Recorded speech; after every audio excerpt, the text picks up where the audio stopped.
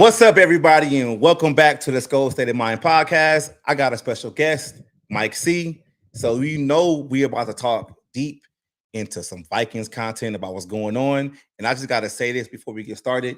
Thank you, Mike. I mean, I really like when we get together and we, get to going with the topics because we can go back and forth. And even if we don't agree, we can have a conversation where we can actually learn something from each other. And that's sometimes what it's all about when you're doing this podcast content type of thing. So, Mike, pass it to you. What you want to start with, man? Oh, nice to have you. Yeah, I appreciate you having me on again. No, I mean, it's a big game this week. I hope we can find ourselves. The last time we talked, we were looking at a lot better, more attractive record heading into that Steelers game in London. Yeah. Or not London. If it was in London, we probably would have won that game in Ireland, excuse me. But, trying to ride the wave, hey, at least McCarthy is playing three games in a row. That's nice. That's the first time. Exactly. No, I'm looking forward to this game, and I actually feel pretty good heading into this week. I'll just cut to the chase a little bit. I think the Bears are a little bit fraudulent compared to the record. I don't think they're this fantastic elite team like they think they are. I'll put it to you that way. So, all right. So now we got the intros in. Before we dive into the game, we got to talk about a couple of things that's outside of what's going on the football field. So I don't know if you watched the Kevin O'Connell press conference or how you feel about it, but let's talk about Kevin O'Connell. And we can start this off about, is Kevin O'Connell on the coaching hot seat? Now, you already know how I stand with it. I can go into it a little bit later, but I'm gonna pass it to you. And with that press conference, especially with him getting chippy, what do you think about that? Okay, so I've been one of Kevin's biggest defenders, supporters, if you will.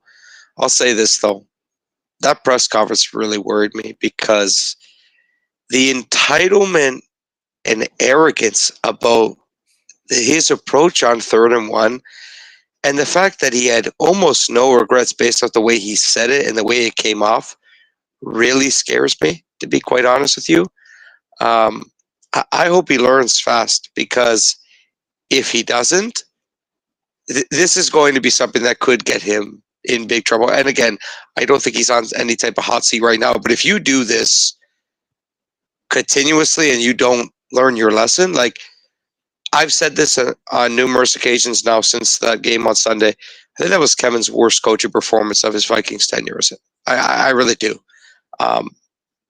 The 3rd and 1 pass, deep ball to JJ, they got picked off. Just Jefferson, just beyond dumb. Yeah. You had just gotten the ball back to start the half. You were down up a point, 10-9. Go and instill your will on the Ravens. They were there to be had. You could have won that football game. The crowd was behind you. The defense was playing really well. And then you go and give the Ravens essentially a gift. And I promise you, they were not stopping Aaron Jones or Jordan Mason on a 3rd and 1. They couldn't do it the entire game. Kevin needs to learn. And I can't believe I'm saying this. This is grade school stuff. It's 3rd and 1. Run the ball. Like, what are we talking about here? Yeah. I can't believe we even have to have this discussion. Yeah. It makes me sick to my stomach. Yeah. And this is how I look at it, Mike. And then we talked about it before. I look at it like this. And I've been really critical of the coaching staff, and I blame the coaching staff for lack of development, everything like that. But I gotta put this in there, right? We give Kwesi a lot of criticism for the drafts and everything like that. So, just like I told you before, if everything's on Kwesi with drafting and bringing in players in free agency and management of the team and salary cap, everything like that. It's just hypothetically say everything's on Kwesi on that aspect, right? It's not O'Connell or the coaches. So we got to understand that Kwesi went out and drafted a left tackle in the 1st round that's playing really solid right now, right? Left guard, but it doesn't matter. Yeah, left guard. Sorry, left guard that's playing really solid right now, right? I mean, he's not all world, but he's an upgrade. Go out there and you sign Real Fries. He's an upgrade. Ryan Kelly It's unfortunate that he's going through his injuries, but he's an upgrade over Garrett Bradbury. Then you re-sign Jordan, you re-sign Aaron Jones to give him some money up front, and then you trade and give an extension to Jordan Mason. On top of that, this offseason, Josh Oliver got an extension also. So all those things were supposed to help Kevin O'Connell fix the running game, right? Kevin O'Connell's going rogue now. Like I have to say it. I have to say no, it's true. No, it's true. He's going rogue now because at this point you can't say anything about Kwesi when you watched, the Baltimore game where 2 consecutive series where 3rd and short and the guy figures out to try to pass. Like, what was the use of spending all that money in the offseason then? And it makes no sense. I'm not saying he's on the hot seat right now, but the way his temperament was during that press conference, he kind of knew those questions were going to be asked, and he just wanted to like hurry up and get it over with because I think management has already talking to him. And I'm not talking about Kwesi. I'm talking about the whales. I'm talking about the people who actually spend the money. And we talked about it before, Mike. The Vikings, as long as you're staying competitive, they're cool. They're cool. Mm-hmm. Stay competitive and beat the Packers. They're fine. They're okay with that. But once you start getting embarrassed and ESPN and the national pundits are talking about your coach losing the locker room and all these other narratives going on, that's when the wheels come back from Jersey and they have a conversation. So that's what I got, man. That's what I got. I mean, I'm not going to take the laugh and say I told you so, guys, but no, this season is going to make or break Kevin O'Connell as a legitimate head coach in this league. Can I touch on that? Go ahead. I'll say this. I'm glad you mentioned Donovan Jackson because it actually really bothers me how little we've talked about Donovan Jackson. Exactly. He's been so good, but because this season has had everything imaginable go wrong, we haven't even talked about how well he's played, including him getting injured. That's how much crap has got on this season. Coming back and picking up where he left off. He's been really good this season. And credit to Kwesi. It looks like a successful first-round draft pick that he took, because you could debate the Addison one. I've probably said that was more Kevin than Kwesi, but Donovan Johnson's been a really good pick. And I want to go back to your point about the money invested to run the football. For years, I gave Kevin a pass when we had Alexander Madison and a crap O-line, and we couldn't run the ball and Kevin tried. To his defense, during that time period, he ran the ball a lot more on 3rd and 1. And once he realized he just couldn't get it, he stopped, which is fair enough. Yeah. But now, I don't know if you've seen the stat. Phil Mackey put it out on 3rd and short or 4th and short. We're 4 for 19 passing, 10 for 14 running the ball. Stop. It's staring you plainly, obviously, in the face. Run the football. And I can only imagine you as a former running back, it must be killing you inside because it's killing me. I don't want to know how you feel, but it's making me sick. I was screaming. When I saw him passing, I was sick to my stomach. Like, let's just be real. Jordan Mason was brought in here for short yardage situations. Yes. To fall forward and get a yard or two. And it pisses me off because if you get the first down, you can do whatever you want. Exactly. Like you don't have to take the shot on 3rd. Like sometimes analytics gets in the way of actual football. And I'm just like, okay, man, like what are you doing? But let's just say this, Mike. We got a big game against the Bears. The Bears defense is not that great. What is the conversation going to be? What is the conversation going to be if Kevin O'Connell does it again? It better be negative. I'm sorry, it better be criticism. If I see, for example, I'll paint the picture. We're up 14-10 in the 3rd quarter. Let's leave the scenario pretty similar to last week against Baltimore. We're up 14-10. We have the ball around the 45-yard line. 3rd and 1. If he passes and it's picked off or an incompletion, and he proceeds to go for it on 4th down with a run, I'm going to completely play it to what he said at the press conference, and we don't get it, he's going to look really, really dumb. Yep. And At that point, he would deserve every bit of criticism.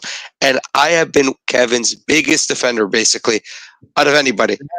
You have Run the ball. save your job. I Save your you job know what with that upsets ball. me too?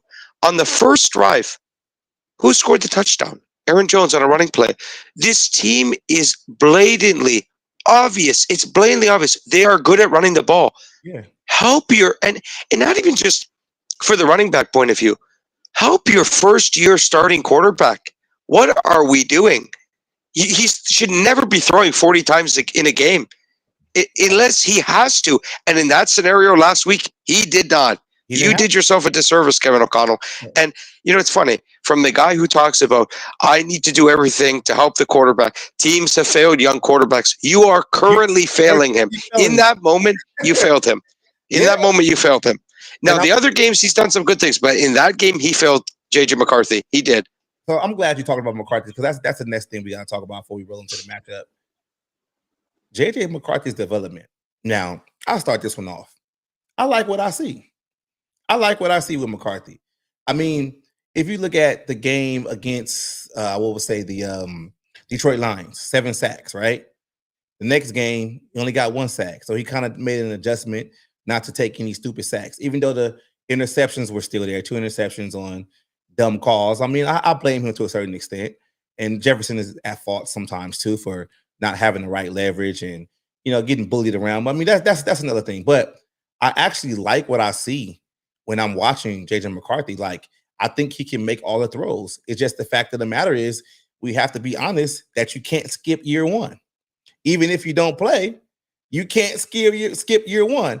And why I'm so content with McCarthy is because I understand that it was always going to be a development process.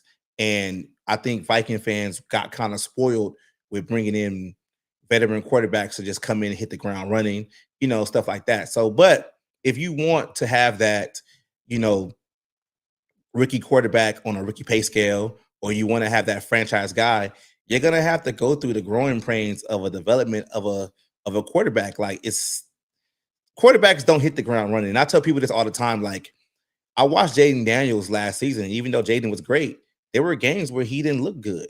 There were games where he made mistakes. And I'm not trying to compare the two. Only the comparison that I'm trying to make is that young quarterbacks are going to make mistakes, and us as Vikings fans, we got to roll around with it. Like, we just got so complacent with always having a veteran that knew what to do. Sometimes knew what to do. So, how do you feel about that? How do you feel about McCarthy's development? You see what I did there? Did you catch on? Yeah, You caught on? Yeah. Okay. I'm glad you caught on. All right. Bo McCarthy, I'll say this. First off, I can't talk about JJ McCarthy without talking about Drake May. I have to do it. Yeah, that was Quessy, I want to thank Quessy for trying. He tried. Because I've criticized Quessy more than anyone. Thank you for trying to get Drake May, because you want to talk about a team that doesn't deserve a franchise quarterback. It's New England, and I think they found their next one, which makes me want to throw up. But I digress. All right, McCarthy. The one thing I'll say, it actually bothers me when I see him play because there's a lot of good things. Yeah. But man, it makes you want more because he's not consistent right now, which again is part of that growing pain process. I get that. I believe in this kid's heart that he will overcome it. I think he's made of the right stuff, and I think that matters a lot. What I will say about JJ McCarthy, he's got to improve on the consistency on high balls. Like, there's been some easy throws he's left on the field. And again, to keep that same energy, I made fun of Caleb Williams a lot for doing that last season. JJ's doing the same thing that I criticized Caleb Williams for last year with Chicago. What I will say is it's not all been his fault. The O-line has changed far too many times for my liking throughout his starts. I know finally it looks like they're getting healthy now. Ryan Kelly might play next week. We'll see. Backing my hopes up with that. Let him stay in the Guardian cap for another week. I'm not crying. I'll put it that way. But regardless, you have 4 of your starting 5 linemen that you were expected to have in September. So that's a big positive. What I will say is I'd like to see more consistency, and that's basically it. And the other thing, we need to have a game without a turnover. I'm not trying to be too nitpicky because I know turnovers happen. Yeah, that's fair. We, That's we, fair we, ask. we do need a game where he doesn't turn the ball over Okay, because he's done it every start so far. right. Yeah, this is fair ask. But there Like, are some great flashes, and yeah, that's the frustrating thing is you just need more of it. But there's been great moments in every start he's had. There's been one or two throws like, wow, yeah. we need it on a more regular basis. And But just like again, earlier, you when you're can't winning, run. run the ball would help. That's Yeah, all. exactly. Running the ball would help. Just like I said earlier, we would have saw this last year, but unfortunately, he got hurt. So you can't skip year one. It just frustrated, man, because it's like I see it, and I like the leadership that he has too, like the it factor, all that other stuff, the intangibles. But he's only played 4 games, so we got to go. We got to figure it out. But before we get to it, what's going on with Justin Jefferson? What's going on with Justin Jefferson, man? Is he becoming a diva, or is this just, man, he just had a bad game? In my opinion, before I'm gonna let you go first, because Okay. yeah, go If first. you want to go first, I'll let you feel free. It's up to you. It's your show. No, you go first. You go first. Okay. Yeah. Okay. I think it was one bad game. I see people panicking. Oh, his average was 99 yards per game prior to this. Give me a break. Relax. The kid is still growing. JJ McCarthy is still a kid. As much as we don't like it, you can see it's taking time. And I'll say this. You can see he's progressing slowly in certain areas week by week. I do expect this to be a better game this week. And if that happens, I think Justin Jefferson will have a big game. Again, I'm going to keep sounding like a broken record. When you help set up the pass with the run, that also makes it a lot easier to help Justin Jefferson and this offense function properly because you're keeping the defense honest. I also think part of the problem is we're just force feeding him. And Yeah. when Justin Jefferson throughout his career, we haven't really done that. He's just been that open. I've seen a lot of decision making this year that, quite frankly, I'm not happy with from not only the coach, the quarterback. Stop force feeding the ball down the field. We don't need to go and get 40 yards just because. If it's open, great. Don't force it. And run more in slants, please. That's the other thing. I've said this for years. Run more in slants for the love of God. Yeah. Now, how I look at it like this, though, right? Justin Jefferson is still, in my opinion, arguably the best receiver in the league. And with that being said, he's played multiple seasons for our Minnesota Vikings, and we've never seen him have a bad game like that. I think he was more frustrated with the way the balls were being thrown at him over his head, underneath too late, stuff like that. And you have to like give him the benefit of a doubt and say like, dang, he is a leader on this team because he's not the type of a receiver that's going to throw his quarterback under the bus. He's gonna point the finger at himself and say he has to do better. Oh, I shouldn't have made that catch or whatever. Like we can clearly see that he I don't want him to make that catch because he probably was a hustle the ball. He jumps up and he gets hurt. You know what I'm saying? But Justin Jefferson is that guy, and I just think that people out there, man, they get so tied up to what these guys are making and how much money is being spent, and oh, he's not good enough. He's not trying. I mean, he is trying. It's just the fact of the matter is like just like I said earlier with the quarterback, like we got we got greedy with the situation of always having a veteran quarterback. A veteran quarterback coming in here knowing what to do. Now, Justin Jefferson, he has to go through the growing pains of a young quarterback. And it's gonna happen, but people just gotta just calm down. He's not a diva. He's been great in Minnesota. Like we don't know him personally in his personal life, but he gives it his all the time. All the time. I mean, and even like I know Addison didn't have a great game either, but Addison does a lot of crazy stuff, all season and outside of football, but he's locked in too. Like this is a good team around McCarthy, and there's not really anybody toxic on this roster, which is good. I mean, Addison needs to stop getting in trouble, but at least he's in trouble. He's walking a fine line. I'll say that he is walking a fine line. Yeah, exactly. One last thing on this Jefferson point, if I may. Go ahead. He's not a diva. He has every right to slam his helmet and be upset. He didn't do it in McCarthy's face. He didn't rage and have a tantrum in Kevin O'Connell's face. He's upset that he's not catching the football. And he has every right to, because he was wide open. Of course he's upset. He's wide open. It's funny because all these people with Twitter fingers, keyboard warriors, right? It's so easy to act like he's a diva or he's being overdramatic. If you were in the same situation playing in your backyard and you're wide open and someone throws the ball square over your head that you can't even catch if you jump, yeah, you'd be upset too. Be so too. Yeah. You be so too. For real. So we already talked. Let's get into the matchup. So now, to me, this is the must-win game. There's a lot riding on this game. The Minnesota Vikings, JJ McCarthy, they haven't lost in the division all season. And the division games are about to keep rolling. I think the next game up is actually the Packers, right? Yeah. So I believe it's Packers. That's Seattle, I believe. Yeah. So this is a game, and I hate to go in every week saying it's must win, but it's must win. Like the Vikings pretty much stumbled beginning of the season. They gotta take care of business. Chicago's gonna come in here with their record and their bravado and look at what we're doing. And there's so many parallels with the Chicago Bears, and the Minnesota Vikings. You got Ryan Poles over there with the Vikings, who they wanted as the general manager, but they went with Kwesi.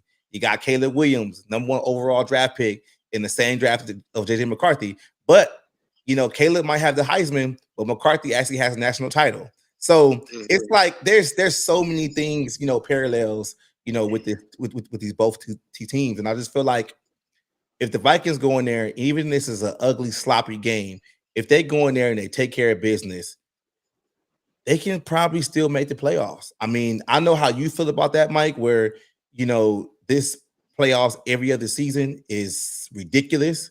It kind of like, I forgot who I was talking to about it, but it makes a lot of sense though, because this is a year where they're actually playing the #2 record, right? Because they finished #2 in the division, so they have to play #2, right? So next year, if they finish last, exactly, they'd be taking advantage. They'd be taking advantage again, and it's like we got to stop doing that. We got to stop doing that. So let me hold on real quick. Go ahead, Mike. I'm right here. Okay. No, it's all good. So I was going to say, this Bears game, it's either going to be Bears up or Bears down. And we want the Bear to stay right around there, look at the floor, and be Bear down. In all seriousness, I feel good about this week, and I do agree with you. It is a must-win game. It is. Yeah. It 100% is, because the only thing I think that's keeping the Vikings afloat is their 2-0 record in the division. And the fact that if you win again, you're 3-0 in the division. If you can keep this streak alive, there's 3 divisional games left after this week. If you win them all, that would really give you, or win 2 more of the next 3, you'd have a legit chance to make the playoffs. Right. So, big if, but that's what we're discussing, right? Is what could this team do going forward? Hold on. It's all right. Yeah. Sorry about that. Okay. I'm still dealing with a cold too. That's my throat's always screwed up. This is my first time actually doing something like since Sunday. Like I've been down and out. So as I was getting at, this team needs to set the tone and show that this is a game that they need to have. The offense needs to play mistake-free football, and the defense needs to start. That's another thing. Defense has been very good this year, but they got to start causing turnovers on a more regular basis. Yeah. Aside from that Bengals game, they really haven't committed a lot of turnovers this season, and we need one. Dallas Turner, need you to step up. It looks like Grenard's not going to play, right? So that he's confirmed out. Yeah. So we've been asking for this Dallas Turner game for too long. We need to see it. Second half, forced fumble, and then we can get going here on ending these narratives. I think he's still a solid player, but he hasn't lived up to the hype of what they gave up, if we're being honest. I think it's Brian Flores, man. I just got to say, I think it's Brian. He does need to stop using him in coverage. That's a good point. I think it's Brian Flores. I just feel like at the end of the day, Brian Flores, him and Kevin O'Connell have the same problem where they're getting their own way. They try to be a little too cute, and I just feel like just let the kid go, man. Just let him go. Like, so what? He doesn't need to be dropping back in coverage that much. He wants to rush the passer. Let him do that. Just let him do that. But we'll get into that when we get into the defense. But yeah. So I agree with you. So the injury report though, Mike, it's not too much that we can, Van Ginkel's back, Will Fry's full participant. Jonathan Grenard did not practice, and we know he's out now. Aaron Jones full practice with the shoulder and the toe. It's still funny to me that he just has a toe, like just popped up. It's a toe. I thought it was just a shoulder injury. Ryan Kelly, how do you feel about Ryan Kelly? Since we're talking about injuries, like how do you feel about him actually coming back? Okay, so it scares everything out of me. I mean, because this is the thing with me, at least for me, I can't speak for all NFL fans, but I like to think about these guys, they have, especially Ryan Kelly's case, he has a wife, he's got kids. Yeah. Like, your life matters far more, and your, future health a lot more than football, because he's already a millionaire, right? Like, if he retired tomorrow, he'd be set for life. I just hope this is like Tua, where this is the last one, because Tua's, knock on wood, he's been riding the line, and so far this season he's been okay. I just hope the Guardian cap helps and the new helmet helps him when he comes back, because I do think he's going to play in a week or two. I do. Mm-hmm. I really don't want to see him in the blue 10 ever again for this season. I hope he stays healthy the rest of the year, because when he's out there, he's a tremendous center. He's probably a top 5 center in the league when healthy, but can he stay healthy? That's the ultimate question. He hasn't been able to do that for the last few years, and that's why we were to get him in a respectable contract the way we were. Yeah, this is how I look at it, Mike. I'm gonna talk about the good and the bad with it. At this point, I think he should have retired. Yes, I think he should have just retired, called it a day. Vikings, you did the right thing. Whatever. Like, move on. This is when he looks at it. He's still relatively young, and if he wants to be able to be with his children and live a long life, his football career is going to be a small part of his whole life, if you really think about it, right? So I just feel like this though. Like, if he comes back, I want to. It's going to help McCarthy a lot, and this is what a lot of people have not said. So last game it was 8 false starts, and I'm hearing that Kevin O'Connell and McCarthy are not getting the plays correctly. People are jumping at the line, that they're hearing the wrong things. Whatever it is. I heard the Ravens were apparently seeing signs that were getting next to false start. I heard that as well. Stuff like that. But you got a young quarterback starting for the first time this season. You got the other 4 guys already playing, and you bring in, it's like getting the guy back like you traded for a guy, because he hasn't really played all season. And if you can get Ryan Kelly back to help with the calls at the line, the blitz protections, all these other things going forward, McCarthy can lean on that guy and actually, figure some things out. I'm open to it. But just like you said, I don't want to see him going to the blue tent. If it's a leg injury or a finger or something like that, all right, that happens. But if he goes in the blue tent for another concussion, Kevin O'Connell, no. It's a wrap. That's it. I'm not even going to say Kevin O'Connell. Mark and Ziggy make the call shut down, because I just feel like for his career, quite frankly, forget it both for the season, for his career, that's it. That's it for his life. And I just feel like when we saw Tua just twitching on the pavement, if I was the owner, I'm like, okay, I already paid your guaranteed money. It is what it is. Just go away. Just like, and I'm telling the rest of the owners, the other 31 owners, do not pick him up, because we need to prove a point that we are trying to protect the players. I paid him the money that he's guaranteed. We're moving on. We're going to draft another quarterback. He can't play. He can be around the team and help out and stuff like that as long as he wants to. But yeah, I don't want to see that. I don't want to see that at all. At all. I completely agree. Yeah, so that's what the injuries. I mean, the rest of the people is like, I mean, Justin Skol, we're not really worried about him not playing. Harrison Smith. Oh, is he out? Justin Skol is not out. He had a full participant. So he's back. I was gonna say.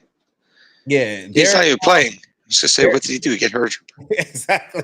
Darius all practices every other day, which is where we're seeing it gets normal now. Harrison Smith. I think they. Can I say something quickly on that? I think the Vikings really screwed up with Darisaw. Why the hell did he come back so quick? It's blatantly obvious that you should have gave him another 3 or 4 weeks to not play, because he should be a full participant every week now, and he's not. Like, they screwed up his recovery process. Let's be real. And shame on you to everybody in the Vikings organization that allowed that to happen. Yeah. I agree. Because players will never say no. Nope. You have to stop the player, the athlete, not the other way around. And you have to think. I'm glad you said players say no. One thing is not talked about enough about players saying no. Some of these players have escalators and incentives in their contract. Yes, certain reasons why they want to play. I remember when getting the wrong Manning. I remember when Eli was relatively hurt, and they brought him out there just so he can have the consecutive, start. Start streak. Yes. And he had the escalators in his contract where he got paid, a bonus for that. So it's like, I get it when we get out there and be like, oh, these guys shouldn't, rushing them back. But some of these players, they want to play. They want to hit the incentive. I mean, it is what it is. So we got Theo Jackson, full participant, Jonathan limited, and Javon Hargrave limited. I mean, that's it for us. I mean, for the Bears, I'm just gonna say the guys that are out. Edwards is out, Walker is out, and we got 2 questionable with Brisker and Johnson that are questionable. I think didn't Jalen Johnson just come back off the? He just got. I don't think he'll play. I hope he doesn't play. He just got activated off IR. Yeah, he's not playing. So that's pretty much it for the injuries. I mean, the Vikings are. I mean, a couple of weeks ago, we wouldn't be saying this. They're getting a little healthy.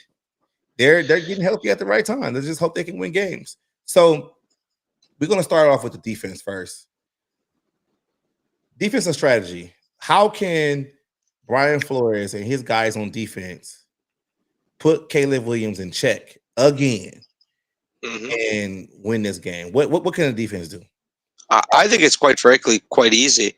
It's a lot of man, and don't let Caleb Williams break contain, because I feel like every time we've played him so far, he has broken contain and had.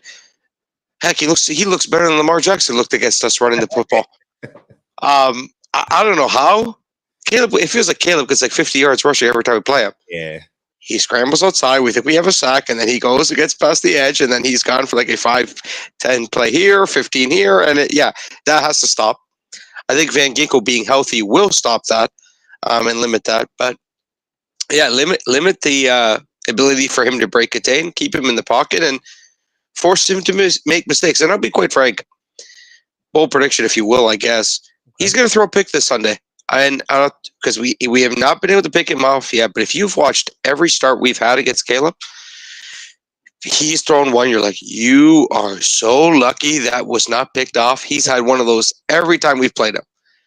I think he's due a pick. I think our defenses do some plays. We haven't committed enough turnovers at all. And it's just even like last week, there were some bounce balls. Like, man, can't catch a break. Like, these balls are there to be had, and somehow it just goes away. There's no one in the area. I think we're doing an interception. I think we'll get one off Caleb this week. But no, for me, it's simple. Stop the run. Don't let Caleb break contain. Force him to beat you with his arm. And I think you can beat him. He'll make a stupid throw or two. He will. Yeah, he will. He will. And as for the defense, though, we kind of skipped over Jonathan Gennard not playing, and we talked about Dallas Turner, and I just wanted to, I'm just going to piggyback everything you said, but I do want to talk about Dallas Turner actually getting, basically another start to play. And we said it before, let him keep going forward, let him rush the passer. I think this would be a big game for Dallas Turner. I'm not going to say it's going to be a breakout game, but I think he might get a sack this game.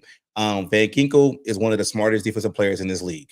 I mean, I think him coming back, you kind of actually showed like what this defense was missing, but I'm just a little bit like, I'm always going to be on the edge about the corners. I just am. I think because we only have 2 and 2 playable corners. Like, I just don't. going I, forward. I do want to give a shout out to Fabian Moreau. He's done well so far Yeah, for what solid. he's been serviceable. He's been solid. Okuda was not. He's not. Oh man, I was rooting for Akuda, but Brian Flores. Sometimes you can't fix everybody. You can't. But I just always think about like what happens if Murphy gets hurt or Rogers gets hurt. Like like what do we do? Because it's football. One play can change the whole situation. And I'm just like, hey, get to the quarterback, smother Caleb, and win this game. And I'm gonna just keep on going with the offense. This is what I want the offense to do. All right, run the ball, okay? But Kevin O'Connell, and now if you're watching this, I hope you are watching this. Might be a small podcast, small channel. Don't do this. This is what don't do. Don't go out there and run the ball in situations where you shouldn't, just to prove a point to say, well, look, I run the ball and it didn't work. Don't do that. Kevin O'Connell, I believe in you. I do believe in you, Kevin O'Connell. I think you're a good coach in this league. But this is a make or break for you. Some coaches have to go through this. Call a good game, marry the run with the pass, be able to put McCarthy in good situations and go home with the win. It's not that hard. Just like you said at the beginning of this stream, Bears are frauds. They're not that good. They're not. They just say that. But Kevin O'Connell, you can do this. We know you can do this. We know you can. Just get out your own way, man. Please. You have all the weapons on this team. And you know what? If you want to pass a little bit more, just maybe you shouldn't pass for 30, 40 yards. Maybe you should get TJ Hawkinson involved a little bit more and give him a couple of passes thrown his way. Because I'm just saying, because I'm tired of the talk of TJ Hawkinson being, not being the player he used to be. I'm just like, he's blocking more. Well, the offensive line is basically back, so he should be blocking more. So can we get TJ Hawkinson going, please? Can I get 100 game with TJ Hawkinson so I can get these guys off my back saying that they should trade him again? Please. Go ahead, Mike. That's all I got for the offense. I'm going to start with the corner thing. If anything happens to Isaiah Rodgers or Byron Murphy, you need to call Antoine Winfield Sr., maybe Xavier Rhodes, maybe Captain Mutterlin, see what they're doing these days. Obviously, I'm being sarcastic. Stephon Gilmore. Stephon Gilmore, that's the actual serious one, I guess. But, like, in all seriousness, if there's an injury, we're probably screwed because it would then be, I'd imagine, Fabian Moreau, and then after that, it would be, if you're playing three corners on the field at the same time, it would be Dwight McClellan, who, to be fair, I actually think deserves a chance to show what he could do because when we've seen him, he's actually been quite good. And that might be on the coaching staff, quite frankly, for not giving him more opportunities. I digress. But on the offense, you pretty much said everything I needed to say, but I'll piggyback a little bit here. Run the ball on 3rd and short, please. I will not have a voice. If he throws a pass on 3rd and 1 and it's intercepted, I promise you, my voice will be gone. I will scream so many times if he throws the ball on another 3rd and 1 in an obvious situation. Because this is the thing. I have never said to run it on every 3rd and 1, but you will never surprise the opposing defense if you do it as much as Kevin does. Exactly. They expect it at this point. So you're playing into their hands. Please run Aaron Jones and Jordan Mason. Because like you said, and you touched on it, I'll touch on it a little bit more. What was the point? Oh, this other guy we didn't talk about. Why do you even have CJ Ham then? Why? You're one of the genuinely, he's one of the only 11 fullbacks in the entire NFL. Why bother? Why? It makes no sense. And he's one of the more, again, I like CJ, but I'm just keeping it fair. He's one of the higher paid fullbacks. Why do you roster him if you don't run the ball on 3rd and 1? At this point, I would jump up and down like a fool for a fullback dive. If that's how you want to surprise the defense, by all means, fullback dive, CJ Ham. Do something Please, like that. Yes. please stop throwing the ball on 3rd and 1 and 3rd and 2. Please, for the love of God. I'm telling Okay. you, Mike, this is how I feel about it. And I the think slants are another thing, and this is why I'm worried about him, though. Another thing you touched about the press conference earlier. He mentioned that screens to running backs are like carries. No, they are not. They're not. They are passes. Stop trying to skew this in this really weird, unique dynamic that you have going on, Kevin. stop being There, defensive, Kevin. yes, Stop like being defensive. accept the criticism. Accept it. Accept it. The last guy got fired for the same thing. Yes, the Yes, opposite he way. will. Yes, Opposite way. yes, Like the last guy got fired yes. for the same thing. I just feel like I think like when Sean McVay, Matt LaFleur, and Kyle Shanahan, they're like having their little meetings or whatever. This is what But they run the ball. this is what I'm saying. Kevin O'Connell's like, oh, we're talking about running the ball. I'm gonna miss that day. He's gonna do this. Yep, that's what he's gonna do. That's what he's gonna do because it's like it's crazy because all the rest of them that have that same similar offense, they can run the ball consistently and well. Even Mike McDaniel runs the damn ball, and he's from that tree as well. Yes, Like yes. I don't know.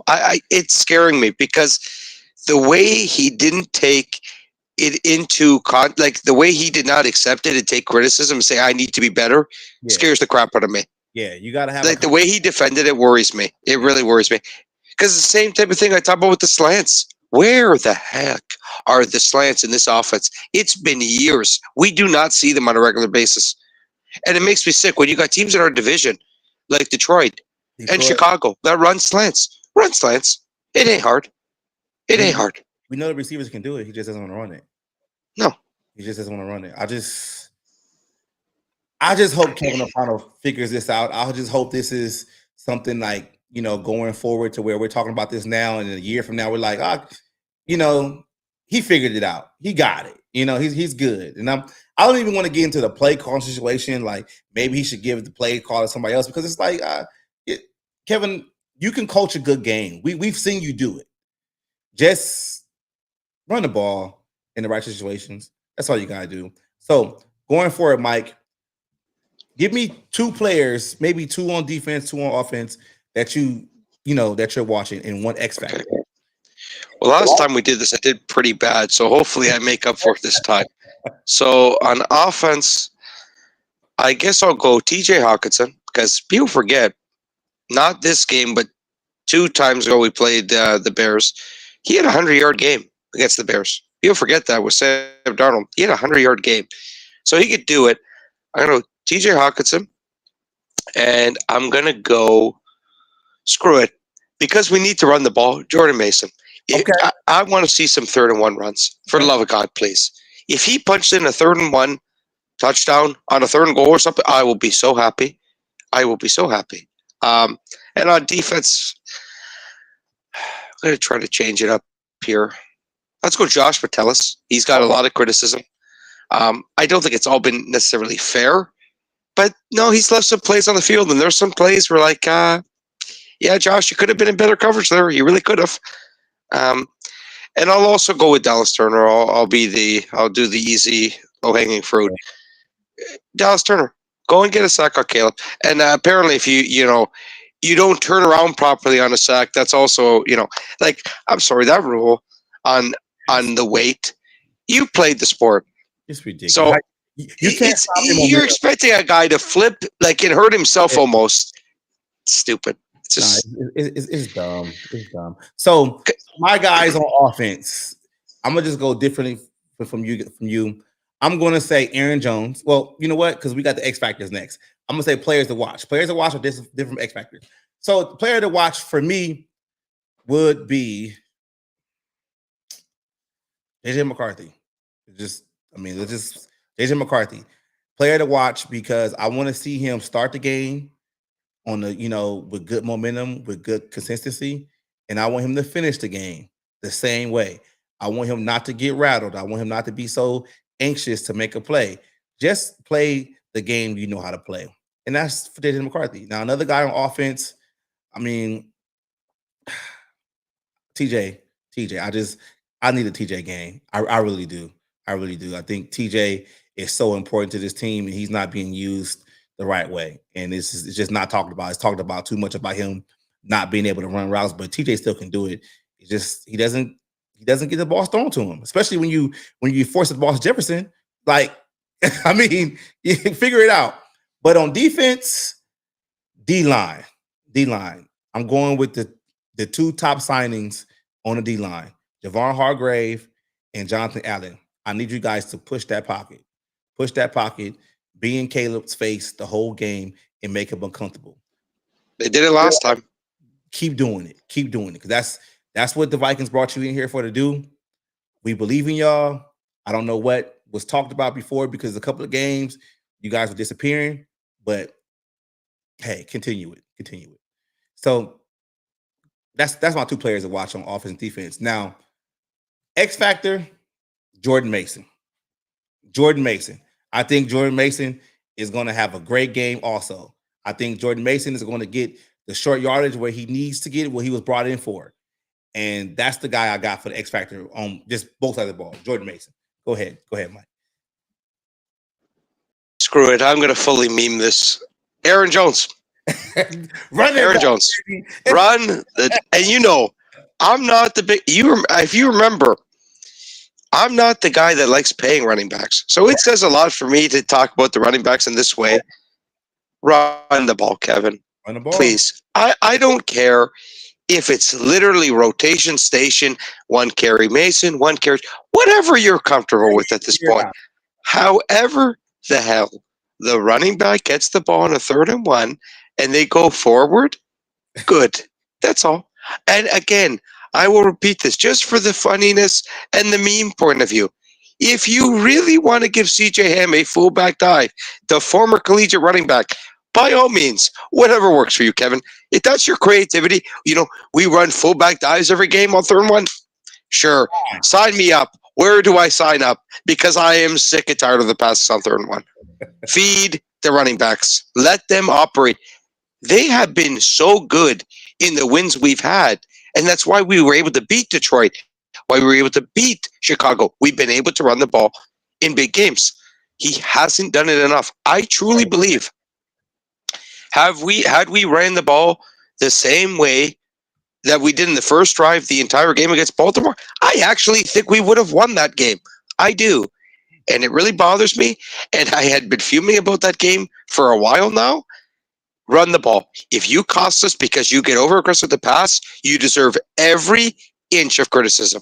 All of it. Aside from hate comments. Hate comments are garbage. But everything else, yes. Yeah, all of it. I mean, hey, I think that's the theme this whole week. Run the ball. Kevin, we believe in you. Run the ball.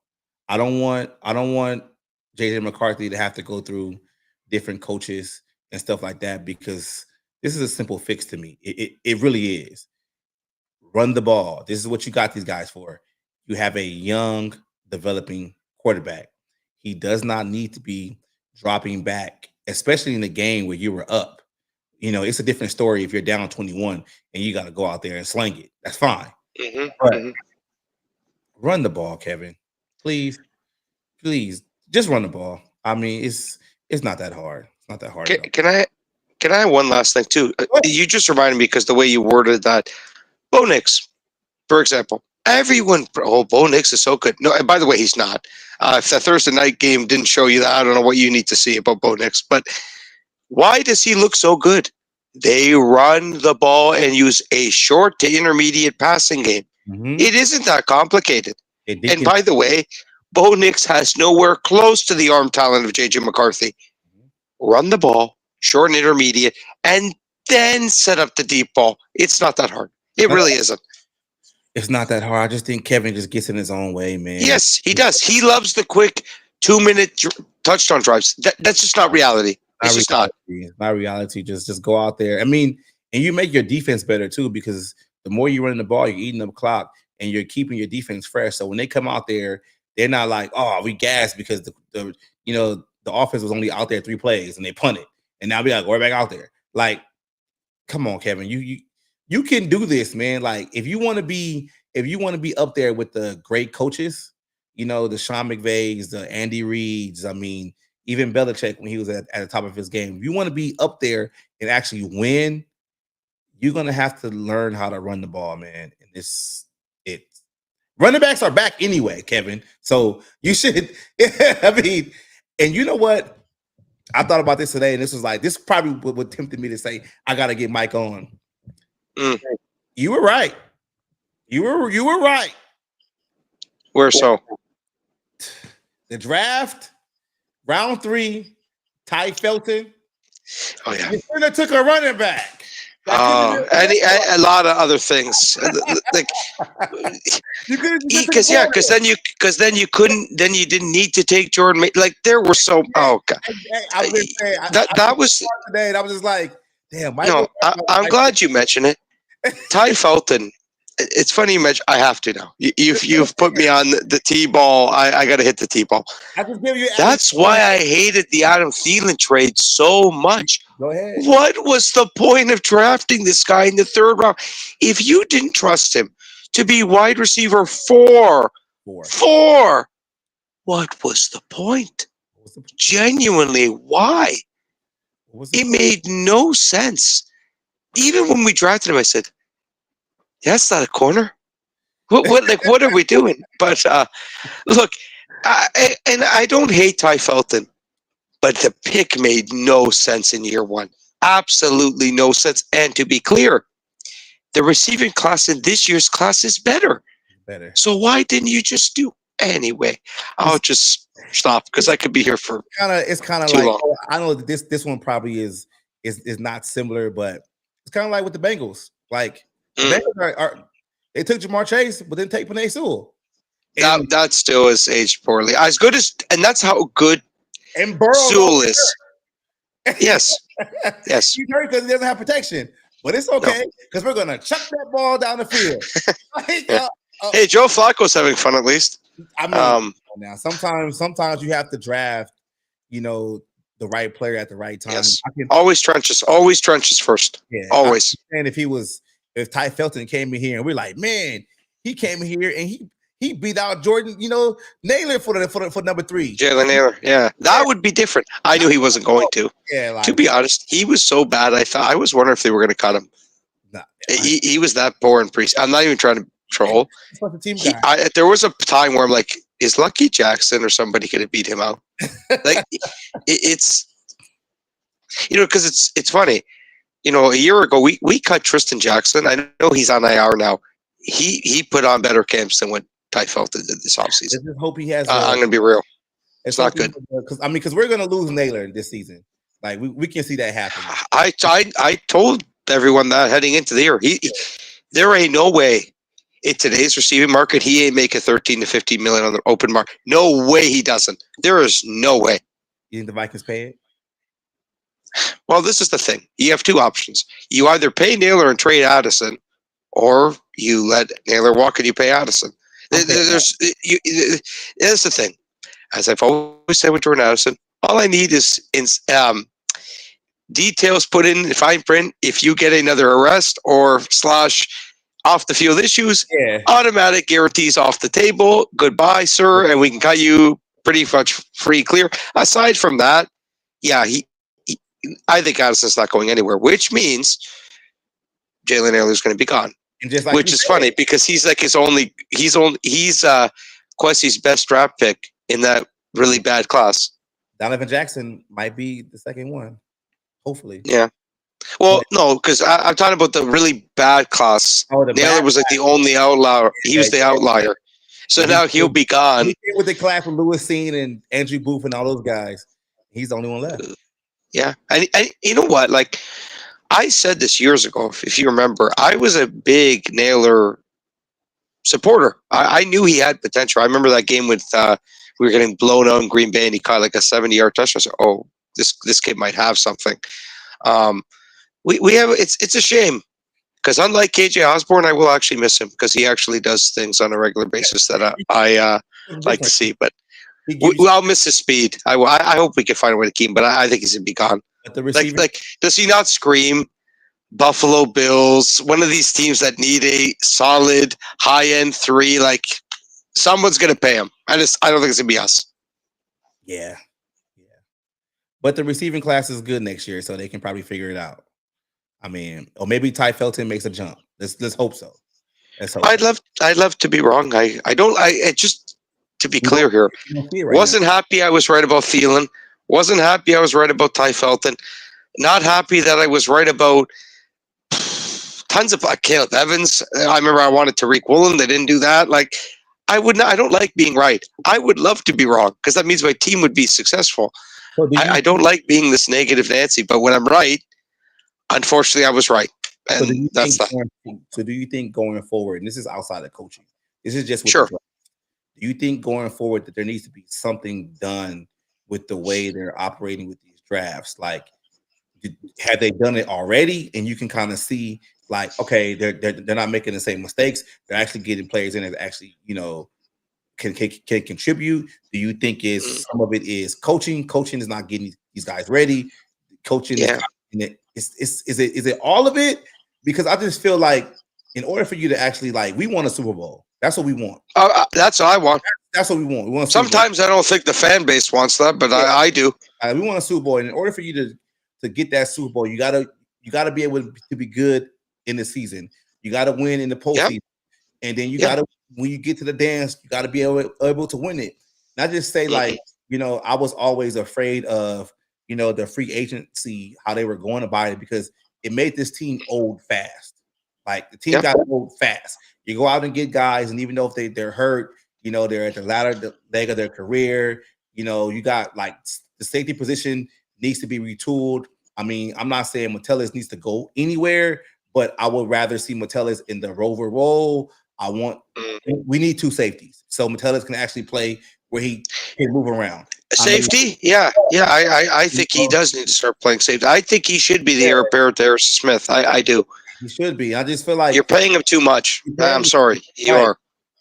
And that's just one thing too. Is just I understood it. Like they gave Josh Metellus the money because we would let him buy him walk.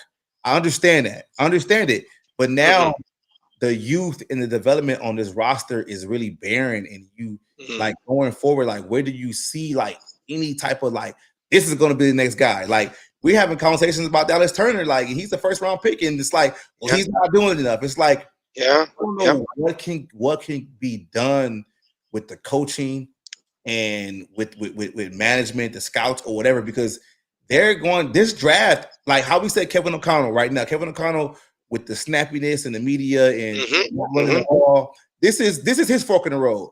Well, Kwesi, your fork in the road too is this draft, because you're coming. It is. Yeah, you're coming in with all your picks and some.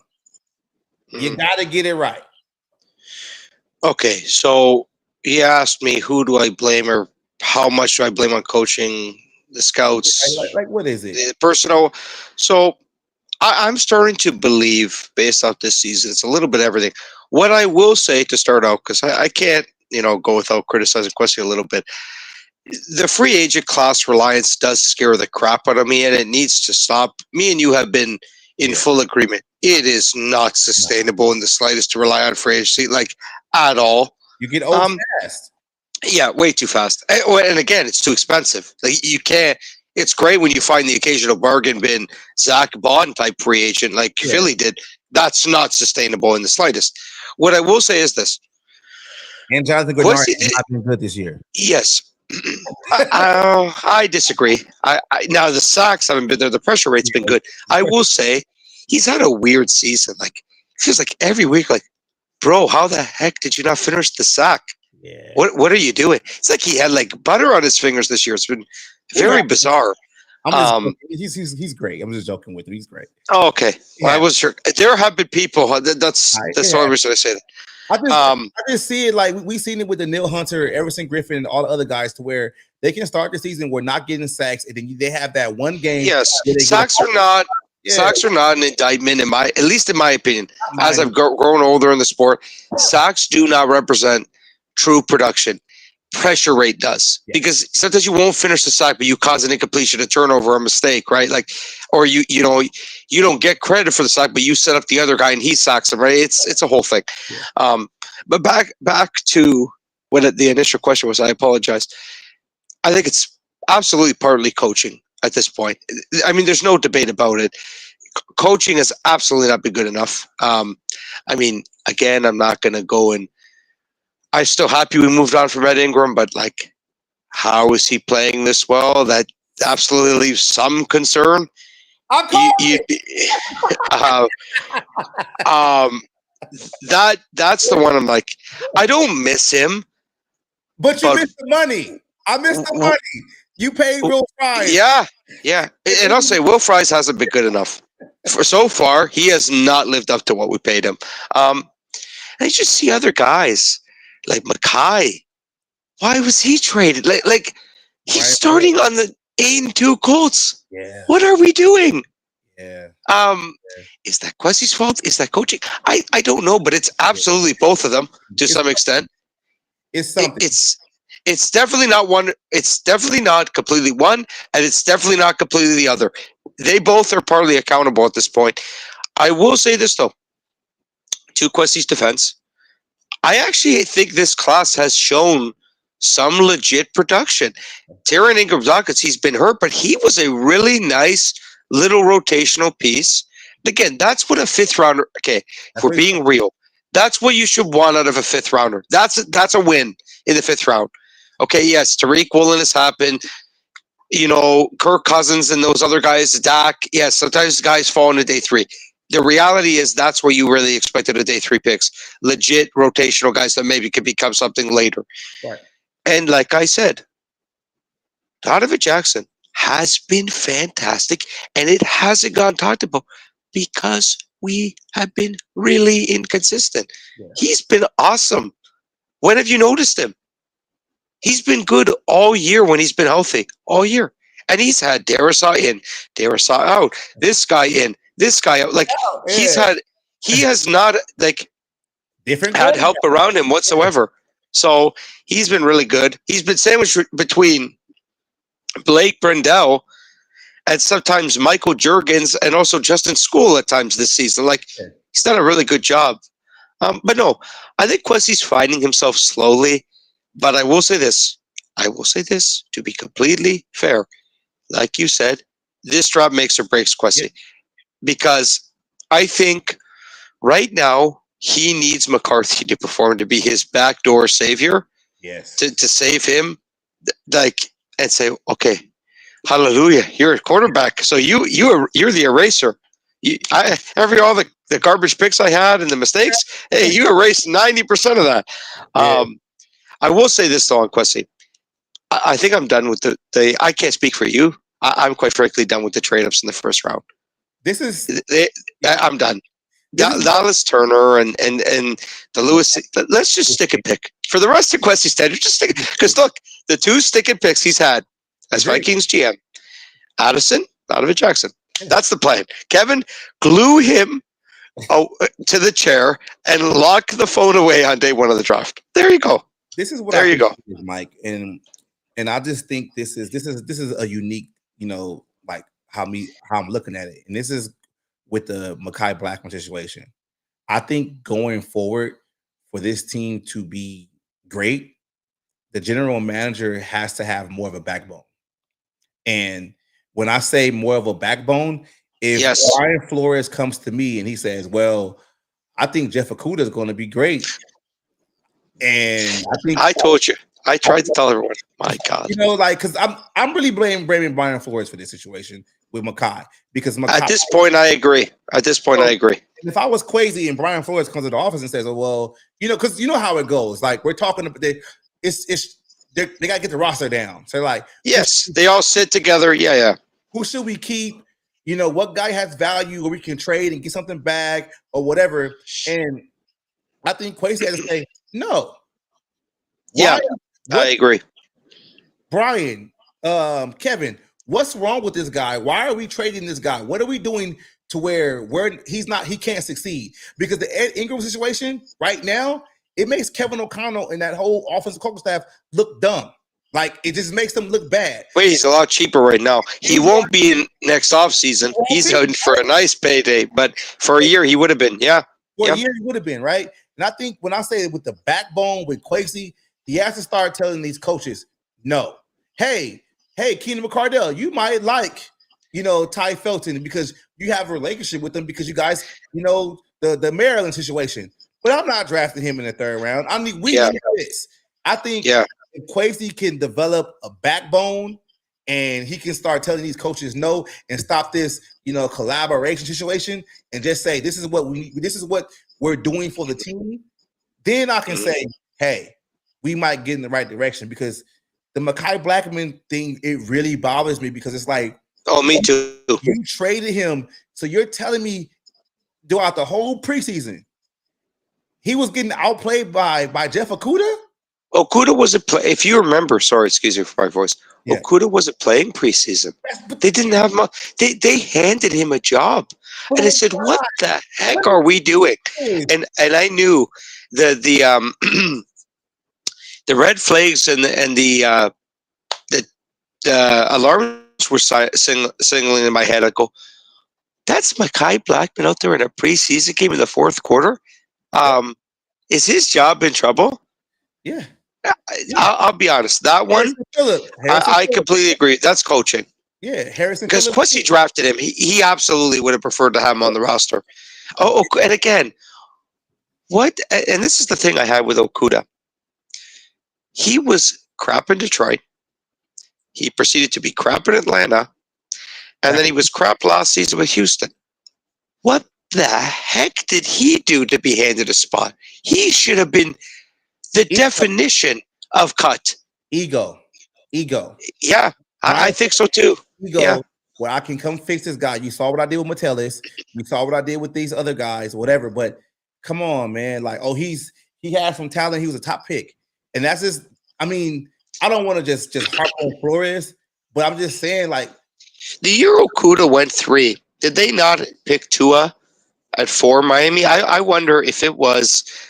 I really liked him even my time back. Yeah, I do think it was ego. I think he liked him probably back, when he was coming out of Ohio State when he was Dolphins head coach. There had to be something up there because it makes no sense looking back. And I said that. I go, why the heck?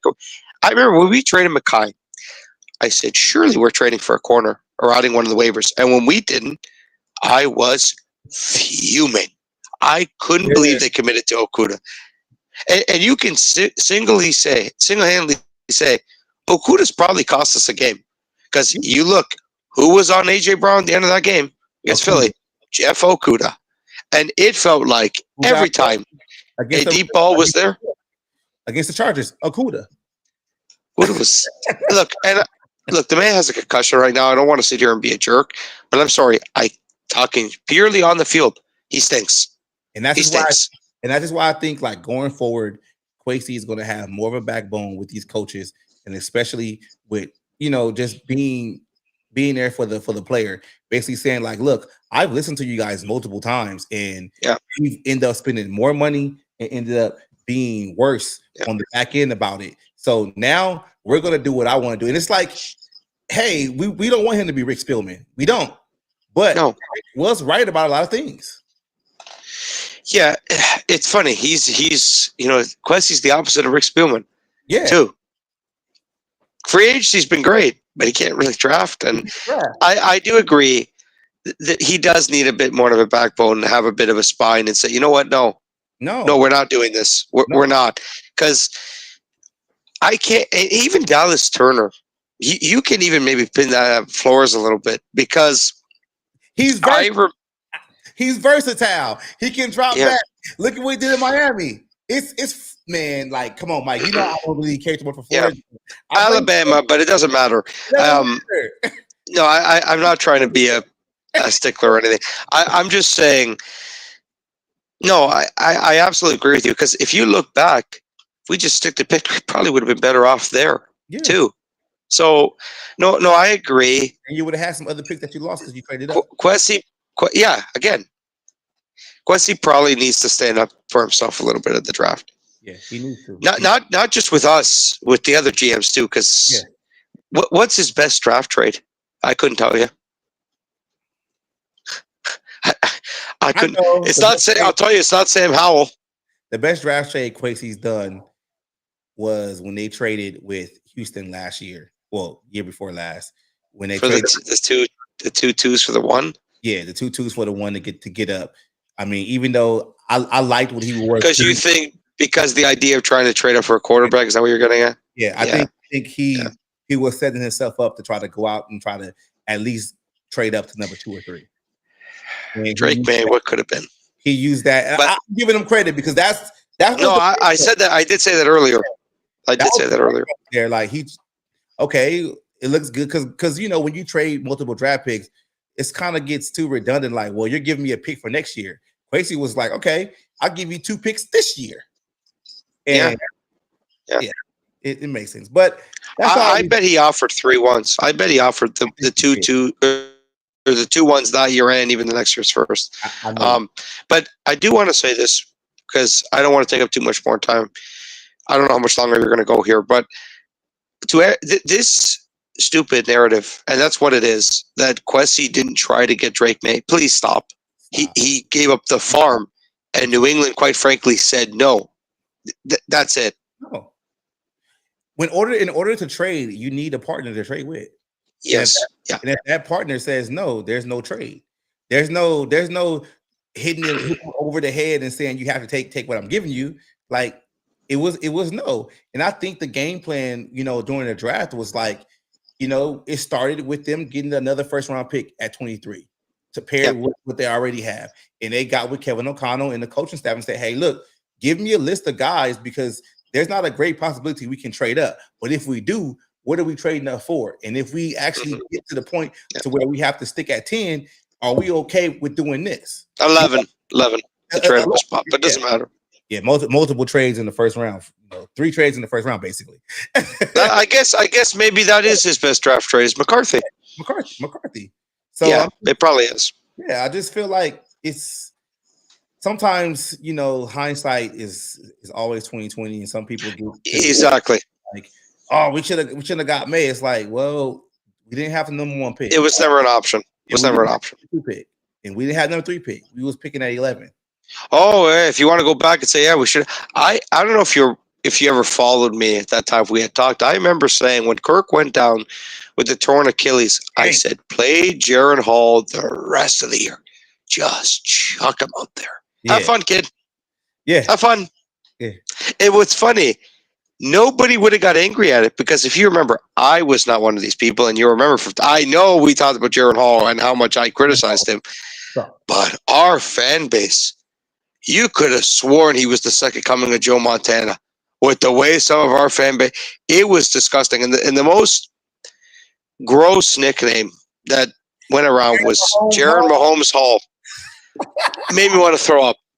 Genuinely made me want to throw up. Don't ever compare. Oh, yeah. He can't clean. What's that guy's name? If he can't be Dylan Raiola, forget about Patrick Mahomes. Jared Mahomes Hall, yeah. Come on. I was really out on the Dobbs situation. I didn't like Dobbs. I just was like, okay, the season's over. But if they lose a couple of those games, you know, you never know what's going to happen. Heck, even the Raiders won. The 3-0 ugly stinker that they won. Like you have a better draft chance, you know, draft selection. Yeah. Hey, Quasey just has to fix it. But that's all I got for you, Mike, man. Like I said before, man, I really love when we get together and have these debates, you know, have them on Spaces, then we come on the channel and have them. But that's all I got, man. So thank you for tuning in, everybody who's still here. You got one more thing you got to say, Mike, for in this stream? Yeah. Bear down, go Vikings. Skol. All right, thanks, Mike.